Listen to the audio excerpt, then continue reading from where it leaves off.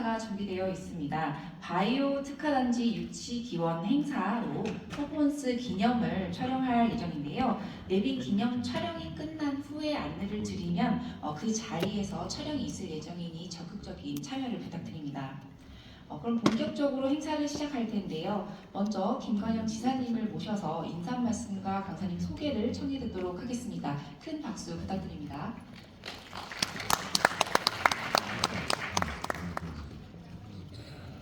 네, 지사님께서 지금 오시는 중이라고 하십니다. 잠시 대기하도록 하겠습니다. 저희가 막간에 시간이 생긴 만큼 좀 앞에서 안내를 좀 도와주시겠습니까? 안쪽으로 채워 앉으실 수 있도록 좀 부탁드릴게요. 네.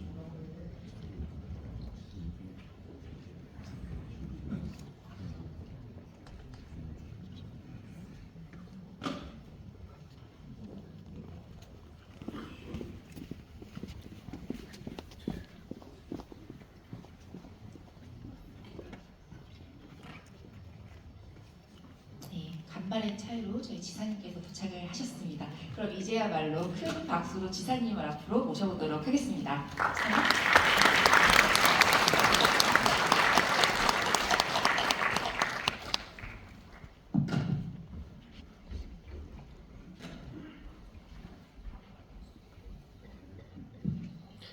네, 안녕하세요.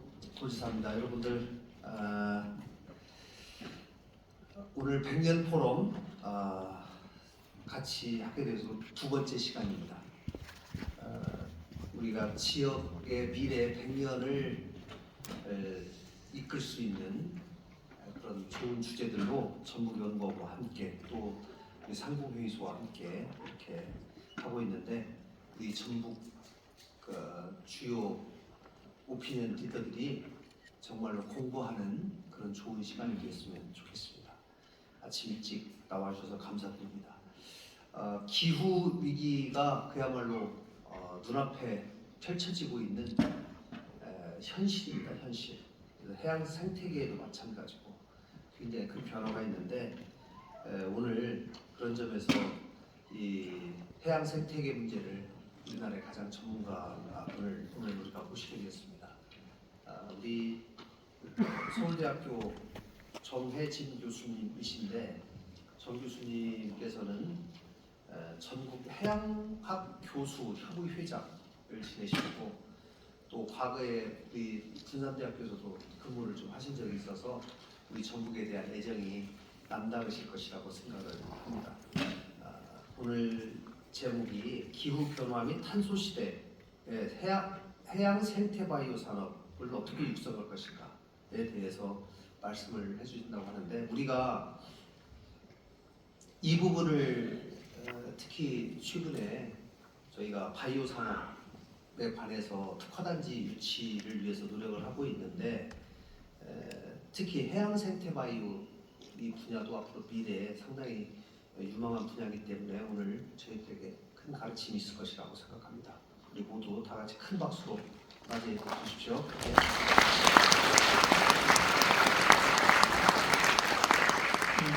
강의 시작에 앞서서 먼저 기념 촬영 있도록 하겠습니다. 오늘의 강사님과 앞줄의 내빈분들께서는 단상 쪽으로 올라오셔서 기념 촬영을 먼저 참여해 주시기를 부탁드리겠습니다.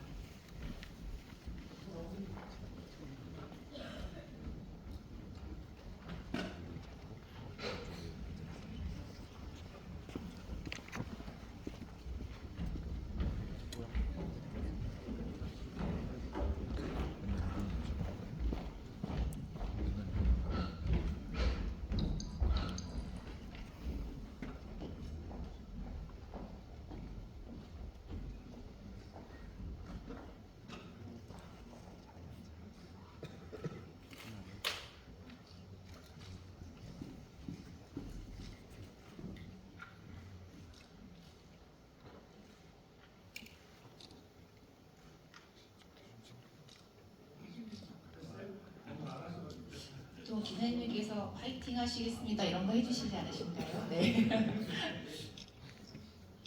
제가 하겠습니다. 네, 제가 한번 이걸로 먼저 한번 저희가 이걸 구호를 외쳐야 되기 때문에 이거 선창으로 한번 연습해 보겠습니다. 제가 바이오 특화단지는 하면은 앞에 계신 네 분들께서 전북으로 외쳐주시면 되겠습니다.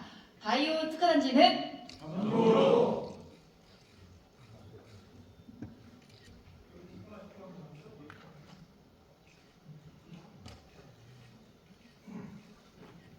감사합니다.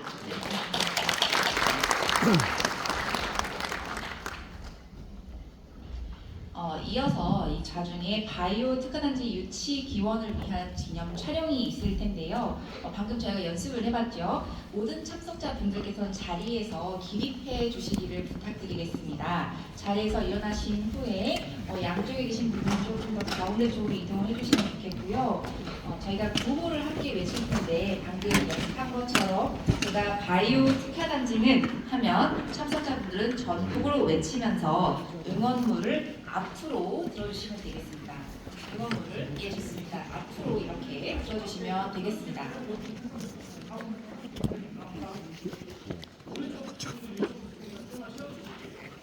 하늘 색깔이 틀려.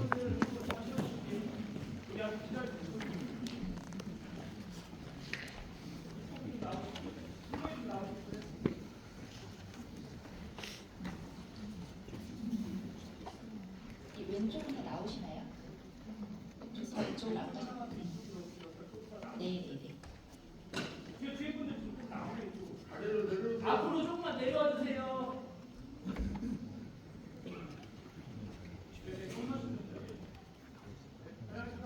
저희가 그럼 구호를 외쳐보도록 하겠습니다. 바이오 특화단지는 전국으로. 한 번 더 할까요? 알겠습니다. 정말 이렇게 여러 번 외치니까 꼭 뛰어야 될 것 같습니다. 앞으로 내려서 흔들어 주세요. 네. 자, 바이오 특화단지는 전국으로. 네, 감사합니다. 강연 시작을 위해서 자리에 참석해 주시길 부탁드립니다. 강사님께서는 준비가 되시면 바로 시작해 주시면 됩니다.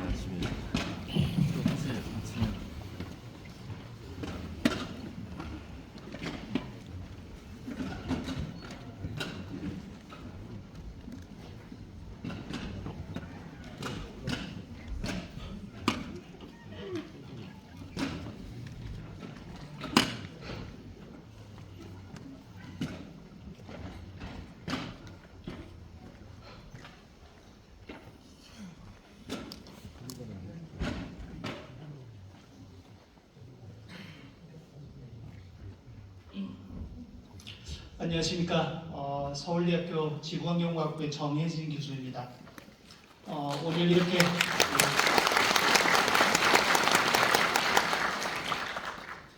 오늘 이렇게 제가 여기 와서 강의를 할 수 있도록 초청을 해주신 도지사님께 깊이 감사를 드립니다. 그리고 오늘 아침 아주 이른 시간에도 불구하고 이렇게 참석을 해주신 전북연구원의 이남호 원장님, 그다음에 분산대학교의 이장호 총장님, 그다음에 양충무 감사위원장님, 그다음에 전주 상공회의소, 그다음에 도 간부 공무원님들, 그리고 출연연구기관의 많은 분들께 진심으로 감사를 드립니다. 그리고 제가 고향이 전주여서 이렇게 고향에 와서 또 강연을 한다는 것이 굉장히 영광스럽습니다. 제가 오늘 말씀드릴 내용이 기후변화 및 탄소 시대의 해양 생태 바이오 산업 육성 전략입니다. 아무래도 이제 이른 시간이기 때문에 여러분들이 굉장히 또 피곤하실 수도 있다라고 생각을 해서 제가 조금 가볍게 강의를 준비를 했습니다. 그래서 여러분들에게 설명을 좀 드리겠습니다. 제가 오늘 발표 순서는 해양 생태계와 유머, 그 다음에 기후변화, 탄소 이야기, 질소 이야기, 그 다음에 해양 생태 바이오, 그 다음에 새만금 SM 골드 에코바이오 프로젝트 제안, 이렇게 순서대로 말씀을 드리도록 하겠습니다.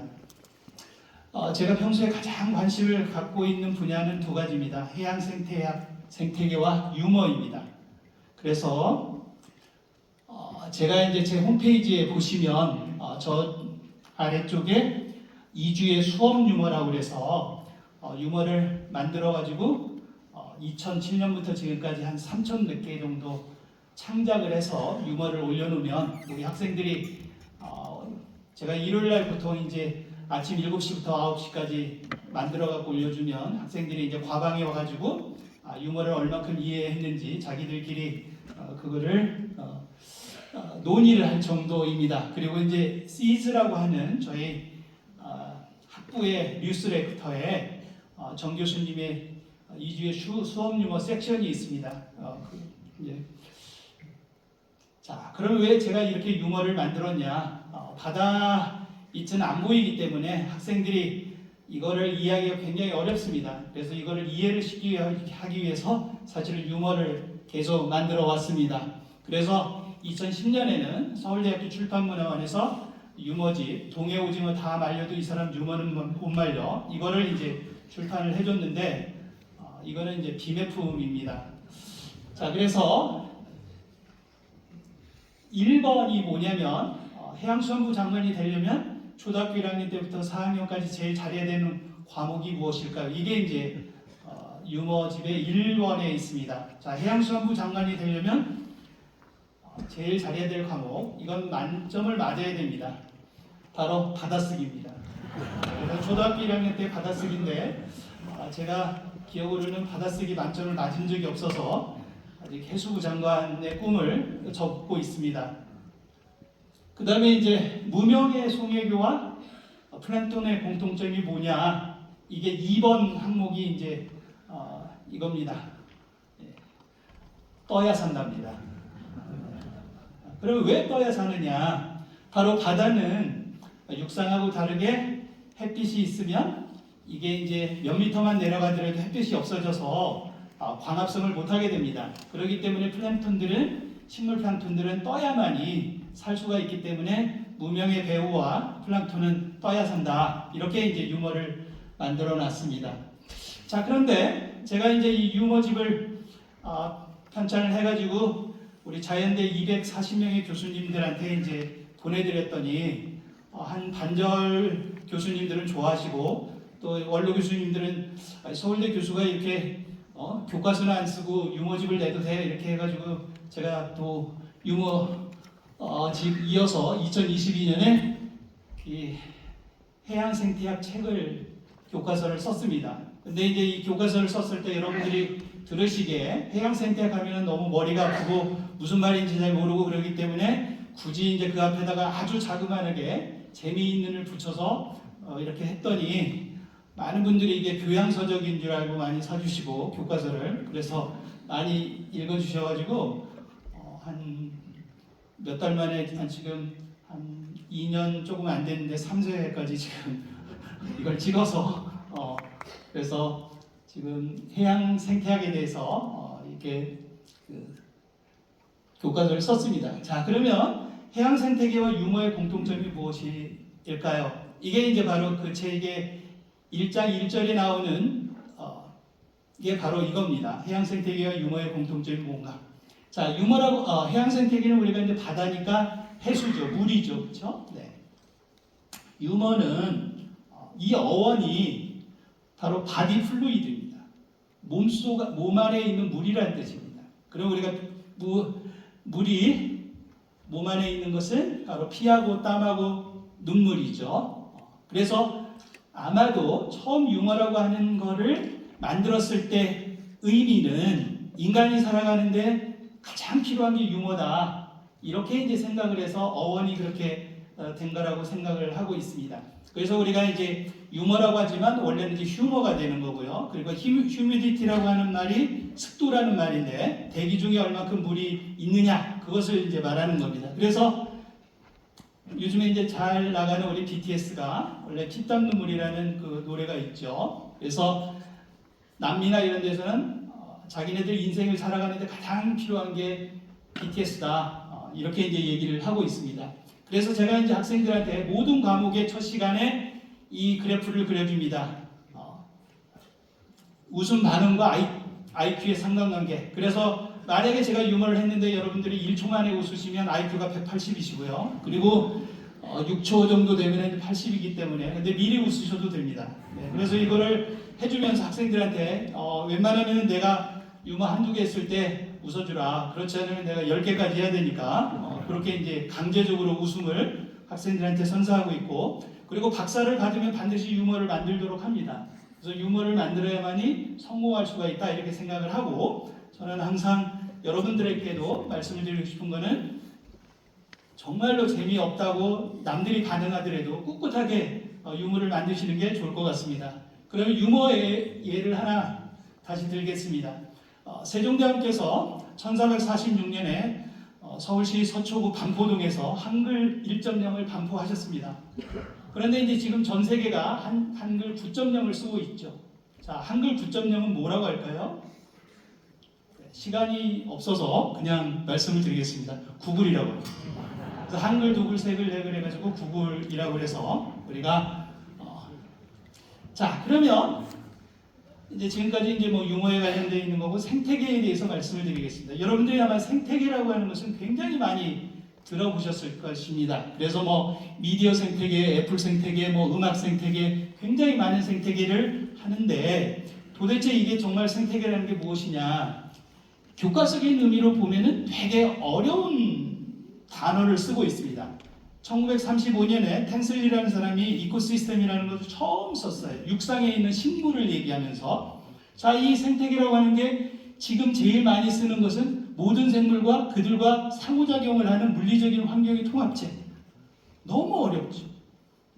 제가 이 생태학을 한 지 40년이 넘었는데 이거 정말 어렵고 설명하기도 어렵습니다. 그럼 왜 어렵냐? 이게 생물 중심적이어서 그렇습니다. 그러니까 예를 들어 생물과 그것의 환경이라는 얘기를 하다 보니까 생물을 다 알아야 돼요. 근데 우리가 알고 있는 생물보다 모르는 생물이 더 많아요. 그러다 보니까 생태계라고 하는 것이 듬성듬성 돼 있어요. 그래서 제가 이걸 바꿨습니다. 공간 중심으로. 생물 중심에서 공간 중심으로 바꿔서 공간 중심으로 하게 되면 여러분들이 이제 여기 산 중에서 남구산이 있는데 그 산을 그냥 공간을 지정해버리면 그냥 그게 생태계여서 쉬운데, 거기에 있는 뭐 소나무 무슨 대나무 이런 것을 다 이렇게 하다 보면 그 생물의 환경 하다 보면 빈대가 너무 많다는 거예요. 그래서 이제 이렇게 공간 중심으로 바꿨습니다. 자, 그러면 왜 공간 중심으로 바꾸게 됐냐? 바로 우리가 소위 말하는 생태계라는 게 영어로 이코시스템인데, 이코시스템의 원래 어원을 보면 이코는 우리가 항상 생각할 때 생물적인 의미를 주지만 생물적인 게 아니라 하우스라는 뜻입니다. 원래 어원이 하우스, 집이라는 뜻입니다. 이코시스템은 이제 잘 아시죠? 그렇기 때문에 결국에는 이코시스템의 이코가 생물이 아니라 하우스라는 뜻이란 집의 문제입니다. 집의 문제. 자, 그래서 우리가 생태계라고 하는 게 일본 사람들이 이거를 해석을 한 다음에 우리가 아마 그냥 아무 생각 없이 쓰는 것 같은데, 원래대로 하게 되면은 이게 생태계가 아니라 주태계가 돼야 되는 게 맞는 겁니다. 주거 환경을 얘기를 하는 것입니다. 자, 그래서 제가 이제 교과서에 새로운 정의를 했습니다. 아주 쉽게 생태계란 무엇이냐? 처음에 공간, 그리고 그것을 채우고 있는 비생물적인 물질과 에너지, 그 다음에 거기에 거주하는 생물. 그렇게 하다 보니까 되게 쉽게 된 거예요. 그래서 예를 들어서 이 룸이 있어요. 예, 이 공간이, 그리고 이 공간이 있고, 이거를 채우고 있는 비생물적 물질과 에너지라고 하는 것은 여기에 있는 공기랄지, 뭐 물이랄지 이런 것을 다 포함하는 거고, 거기에 그냥 사는 생물 하면은 모든 게 이제 다 포함을 해버리는 거죠. 네. 자, 그래서 집 한 채도 생태계가 되는 거고요. 그렇죠? 그 안에 이제 공간이 있고 거기에 이제 그 물질과 에너지가 있고 생물이 있으니까, 그리고 아파트 단지, 그 다음에 도시, 그 다음에 태양계 이런 것들이 다 생태계가 될 수 있는 거죠. 왜냐면 공간을 지정을 했고 그걸 채우고 있는 물질과 에너지가 있고 거기에 생물들이 있으니까. 자, 그러면 생태계하고 우리가 제일 관심이 있는 게 경제학이죠. 그렇죠? 얼마나 이제 잘 먹고 살 수 있는지 이게 굉장히 중요한 거죠. 그런데 이것의 어원을 보게 되면 같습니다. 그래서 이컬러지라고 하는 것은 study of house, 집에 대한 연구를 하는 거고요. 부동산 하신 분들이 굉장히 좋아하시겠죠. 이컬러지라고 하는 것이. 그리고 이코노미라고 하는 것은 바로 하우스 매니지먼트입니다. 집을 관리하는 것이, 그러니까 생태학과 경제학은 어원이 같아요. 그러나 다른 점은 뭐냐? 생태학은 수백만 종을 대상으로 하는 거고 이코노미는 한 종을 하는 거예요. 인간 한 종을 하는 거죠. 그렇기 때문에 우리가 경제학을 잘 하려면 생태학을 잘 알아야 됩니다. 그래서 제가 이제 아까 말씀드렸던 재미있는 해양 생태학의 일부로 저 뒷부분에다가 생태학과 경제학이라는 챕터를 넣어놨습니다. 그러니까 생태학을 하는 학생들이 경제학하고 얼마나 링크할 수 있는지를 보여주기 위해서 이렇게 했는데, 우리가 이제 예를 들어서 유통 과정에서 도매하는 분들이 많으시면은 어떻게 될 거냐 궁금하잖아요. 우리가 그냥 단순히 생각에 도매하시는 분들이 많으면은 코스트가 굉장히 높아지니까 손해볼 거다 이런 생각만 하죠. 소비자 입장에서 보면. 그러면 정말 그럴 거냐? 그거를 이제 우리가 해양 생태계에서 생각을 해본 겁니다. 자, 여기 보시는 바와 같이 여기 배추를 생산하시는 분이 있고 이거를 소비하는 분이 있는데, 만약에 직거래를 하게 되면은 둘 다 이득입니다. 그렇죠? 생산하시는 분들은 그냥 하시면 되는 거고, 그 다음에 사시는 분은 싸게 사실 수 있죠. 직거래를 하게 되면. 그러나 이제 문제점은 뭡니까? 여기에 참여하는 생산 주체가, 경제 주체가 굉장히 적은 거죠. 그런데 여기 만약에 이제 도매하시는 분을 많이 끼워넣게 되면은 각각은 다 손해입니다. 굉장히 이윤이 적어지게 되는데, 그러나 그러면 이것을 어떻게 극복할 거냐? 바로 유통을 굉장히 빨리 하는 겁니다. 그 얘기는 뭐냐면 김장을 한 번만 하는 게 아니라 계속 김장을 여러 번 하게 되면 한 번 돌 때마다 이윤이 조금이라도 떨어지기 때문에 그게 모아지게 되면 굉장히 많아지게 되는 거죠. 자, 그러면 왜 이런 생각을 하게 됐냐? 바로 먹이망에 있습니다. 우리가 육상의 먹이망은 풀이 있고 소가 있고 그 다음에 사람이 있고 굉장히 작습니다. 그러나 해양 생태계의 먹이망은 처음 시작하는 베이스가 플랭크톤 굉장히 작은 거기 때문에 고래까지 가는데 50단계가 있을 수가 있어요. 그러니까 굉장히 많은 생물들이 거기에 참여를 하게 되는 것입니다. 그리고 먹이망 작동이 굉장히 빨리 되기 때문에 조금씩 이득을 많이 쌓아가지고 공존할 수 있는 것입니다. 그래서 해양 생태계에 기본적으로 많은 생물이 살 수 있었던 것은 먹이망이 빨리 작동이 되어서 많은 생물들이 빨리빨리 잡아먹기 때문에 가능한 거다, 이렇게 말씀드릴 수 있습니다.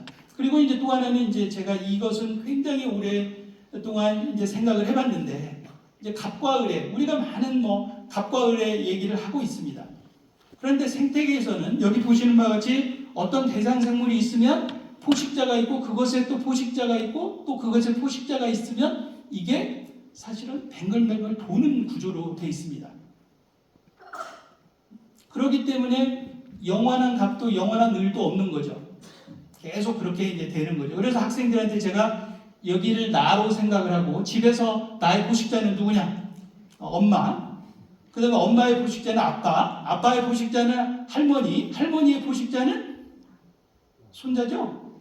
도는 구조입니다. 그래서 이거를 제가 시험 문제에 이제 냅니다. 이거 해보라고. 그렇죠? 그래서 갑과 갑이 가보면 전부 을이 되고 갑이 되죠. 네?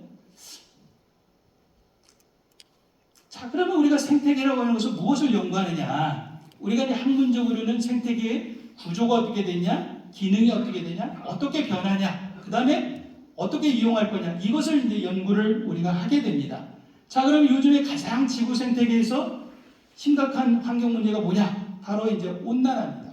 그래서 지금 여러분들이 언론이나 이런 거를 통해서 온난화가 되면서 굉장히 문제가 많이 되고 있죠. 네. 그래서 온난화가 되면서 또 기후변화가 굉장히 많이 되고 있습니다. 자, 그러니까 아까 이제 제가 설명드린 것처럼, 그럼 온난화가 뭐냐? 굉장히 단순합니다. 이 지구라는 공간에서 에너지가 증가되는 것이 바로 온난화입니다. 그래서 지난 100년 동안에 1.1도씨 정도가 평균적으로 올라갔습니다. 또 육상은 조금 더 많이 올라갔고 해양은 좀 덜 올라갔죠. 그런데 문제점은 뭐냐면 앞으로 5.7도씨가 2100년까지 지금 상태로 가면은 올라갈 수 있다는 게 문제가 됩니다. 자, 이런 것들은 이제 여러분들이 많이 아셨을 거라고 생각이 됩니다. 그럼 이게 왜 그러냐? 바로 이제 온실 효과 때문에 그러죠. 온실 효과라고 하는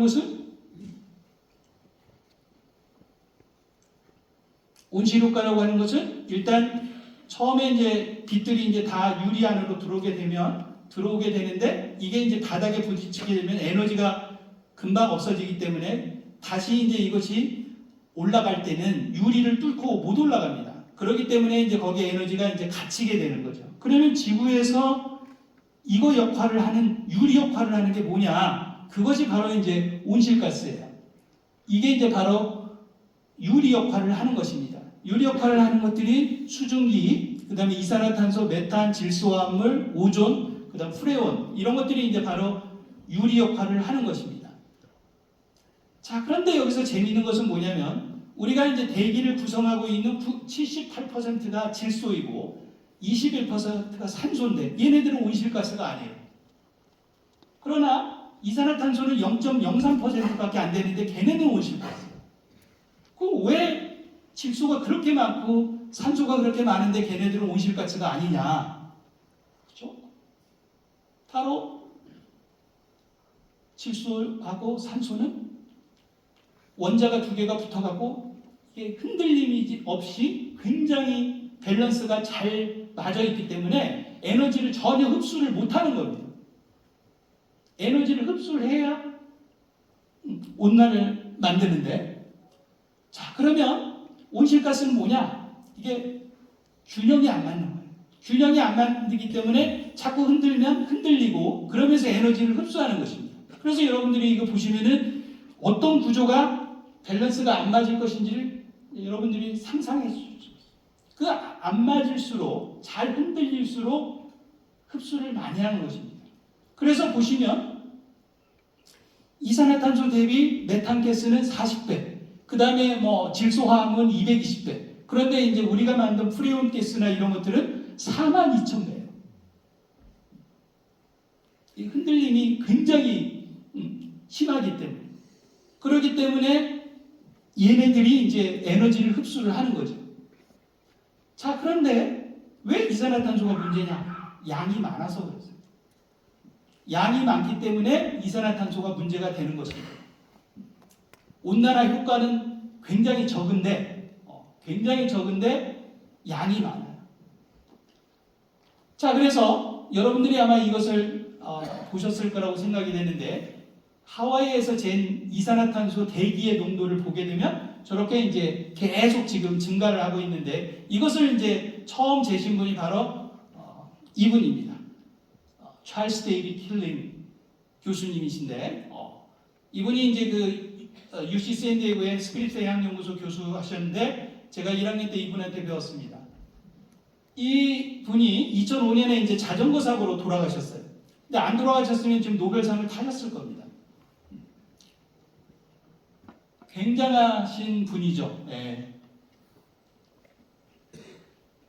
그러니까 이분이 이제 하와이 3,800m 위에 있는 저 마우나로아 레보레토리에서 잰 거예요. 여기는 이제 공장 굴뚝이나 이런 게 전혀 없기 때문에 여기서 재야만이 이제 진짜로 얼마만큼 이산화탄소가 증가되는 것을 알 수 있기 때문에 여기에서 이제 재신 겁니다. 자, 그런데 온실가스가 이제 전화를 해가지고 억울함을 호소합니다. 자, 온실가스 그러면 지구상에서 다 없어져 버릴까? 없어지면 어떤 문제가 생기느냐? 마이너스 18도입니다. 온실가스 없어지면 우리가 지금 마이너스 18도로 평균 기온이 내려가요. 그런데 온실가스가 그래도 있어주기 때문에 15도에서 쾌적하게 지금 가고 있는 겁니다. 그러니까 이산화탄소를 미워하시면 안 됩니다, 사실은. 네, 저는 미워하지 않습니다. 네. 자, 그러면 이제 지금 탄소 얘기를 조금 더 하려고 합니다. 자, 지금 이제 지구하고 금성에 있는 탄소의 총량이 같습니다. 거의 비슷한데 대기 중에 있는 탄소량을 보면 지구는 0.001%밖에 안 되고 금성에는 100%. 그러니까 금성의 탄소의 100%가 대기 중에 들어있고 지구는 0.001%가 대기에 있습니다. 그러면 왜 이렇게 금성하고 지구하고 똑같이 있었는데 탄소량이 이게 어디서 이렇게 차이가 났느냐? 바로 지구에서는 여러 군데 탄소가 들어가 있습니다.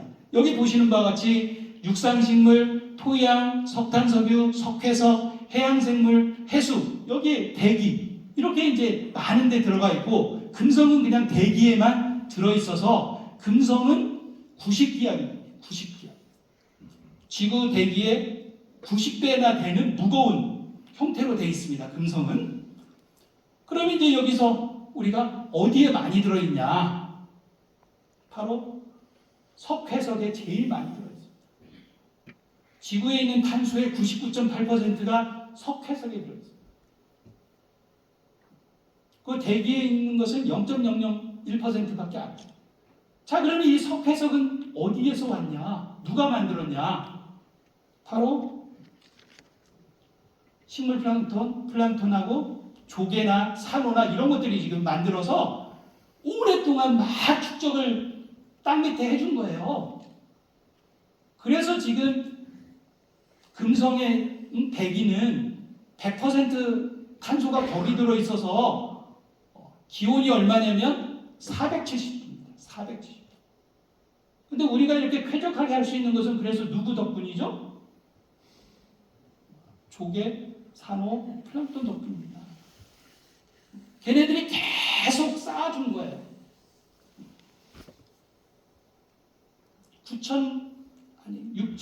6,600 기가톤이라고 하면 어마어마한 것을 얘네들이 만들어요. 그런데 이제 문제점이 뭐냐면 요즘에 여러분들 기사를 보시면 석회석을 많이 만들어주는 산호가 지금 계속 죽어나가고 있는 거예요. 온난화가 되면서. 그럼 왜 얘네들이 죽게 되냐? 이 안에 산호는 원래 이제 산호가 우리가 자포동물이라고 해서 찌를 자자를 써가지고 독침이 있는 그룹이다 이렇게 했는데 산호가 독침을 찔러서 지나가는 물고기를 마비시켜서 잡아먹는 게 아니고 자기 몸 안에 적조생물을 몸 안에 들여가지고 걔네들을 엄청나게 많이 분열을 시켜가지고 거기에서 광합성을 하면 그놈을 받아먹고 사는 거예요. 그래서 산호가 필요한 에너지의 80~90%를 바로 적조생물에서 옵니다. 여기 이제 바로 신바이딘님이라는 적조생물이 가득 차 있어요. 1cc에 100만 개체 이상이 요 안에 들어가 있어요. 그래서 얘네들이 광합성을 해줘야만이 산호가 살 수가 있는 거예요. 그런데 여러분들이 여기서 짐작을 하시겠지만 거의 온실처럼 이게 투명하다 보니까 기온이 올라가고 햇빛이 많이 들어오면 어떻게 되겠어요? 이게 온실처럼 이제 뜨거워지죠. 그러면 이게 이 안에 들어있는 게 탈출을 하게 됩니다. 산호 밖으로 가요. 산호. 그래서 반드시 얘네들은 산호로 수정을 하게 되면 이렇게 신바이딘이라는 적조생물을 반드시 이렇게 몸 안으로 들여가지고 이게 몸 안에서 열심히 분열을 해야만이 정상적인 산호가 되는데 안에가 너무 뜨거우니까 바깥쪽으로 이제 탈출을 하게 되는 거죠. 그렇게 하다 보니까 결국에는 산호 백화 현상이 일어나게 되고 지난